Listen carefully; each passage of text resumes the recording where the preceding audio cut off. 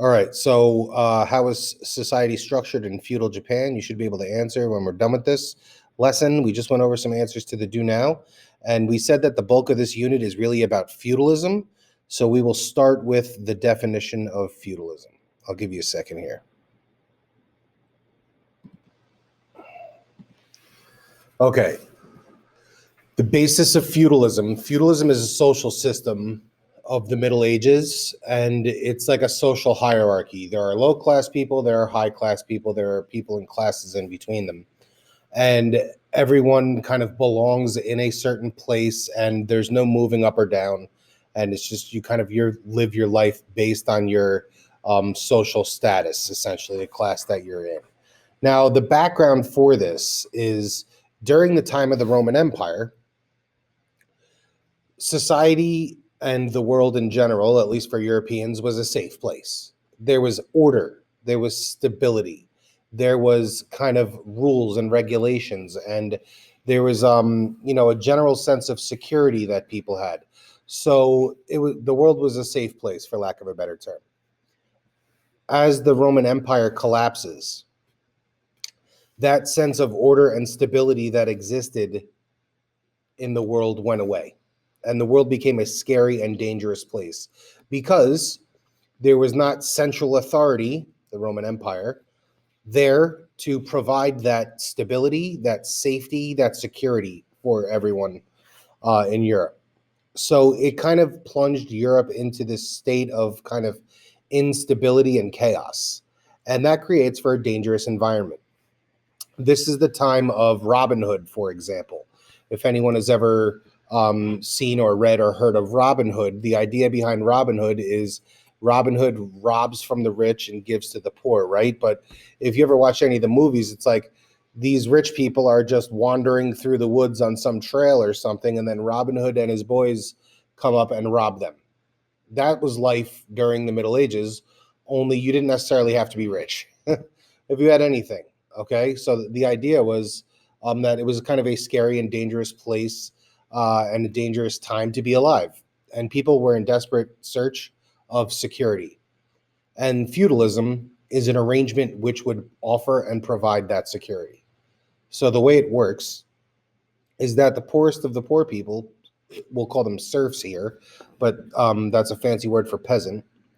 Peasants ask wealthy landowners and knights to provide safety and security for them. Let me live in your town, protect me from the dangers of this world, and in return, I will do some work for you for free. This basic agreement is the basis for feudalism and will define the Middle Ages in Europe for hundreds of years. The exchange of service for protection. That is the basis of feudalism. That's the important thing that we must know.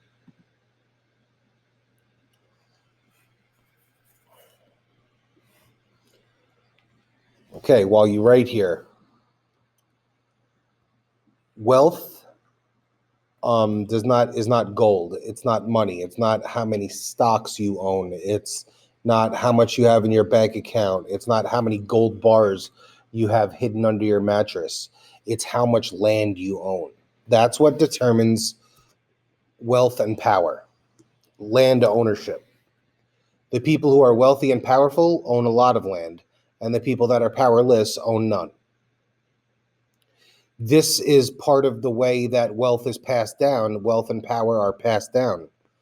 If you own land, you give that to your next born, right? And this is how people are kind of born into a class system, and it never really changes. This is part of that story. So the fact that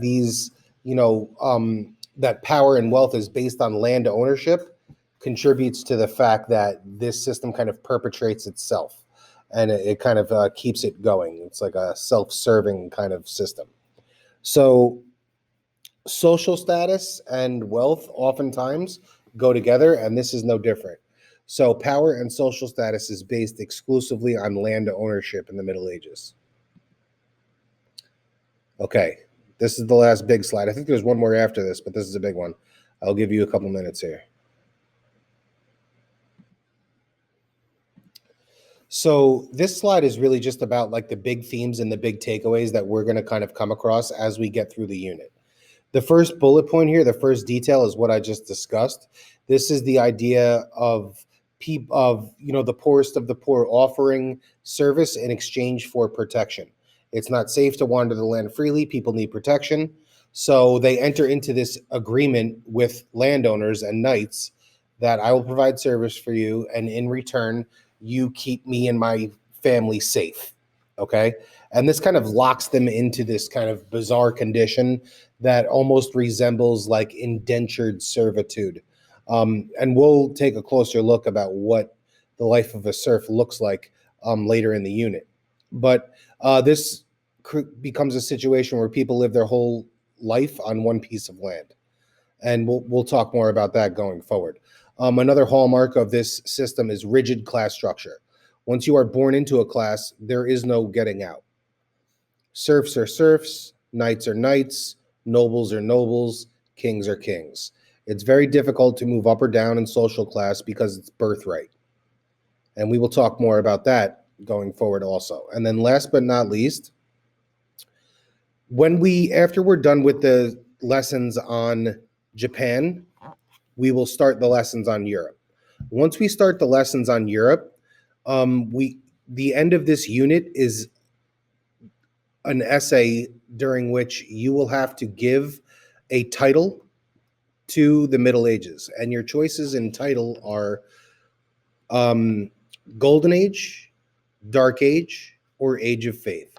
So much like the Golden Ages essay where you argued, argument counter argument, you're going to choose the best title for the Middle Ages. So the best title for the Middle Ages was Golden Age or Dark Age or Age of Faith. And that is because everything that we learn about in this unit is related to either positive things, achievements and accomplishments, bad things, death, destruction, sickness, um, indentured servitude, poor quality of life. We're going to learn a lot about that kind of stuff too. And then last but not least, we're going to learn about the Catholic Church. So we will kind of keep track of this by examining at the end of every lesson, we will ask, okay, the stuff we learned today, good, bad, or holy. And these terms, good, bad, and holy, correspond to one of the title choices. Good, Golden Age; bad, Dark Age; holy, Age of Faith.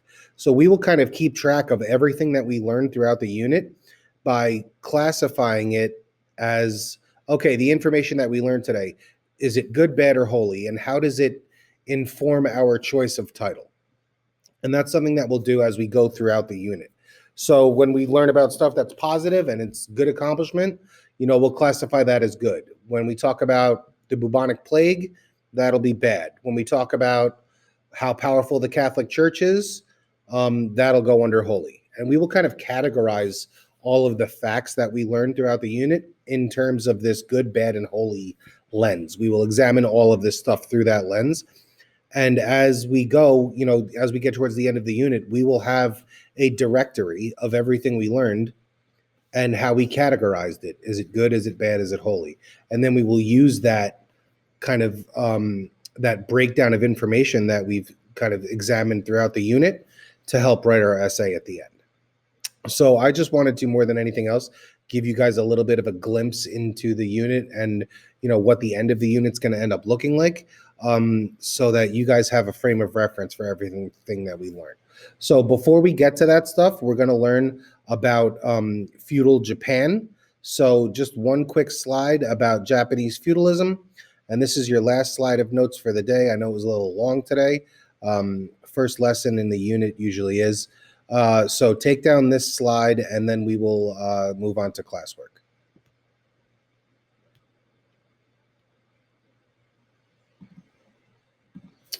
So I know we said most of this unit is about Europe, but the first two lessons are about Japan because Japan develops their own system of feudalism. Now, feudalism in Japan is almost identical to feudalism in Europe with a couple of very minor exceptions, and we will go over those exceptions.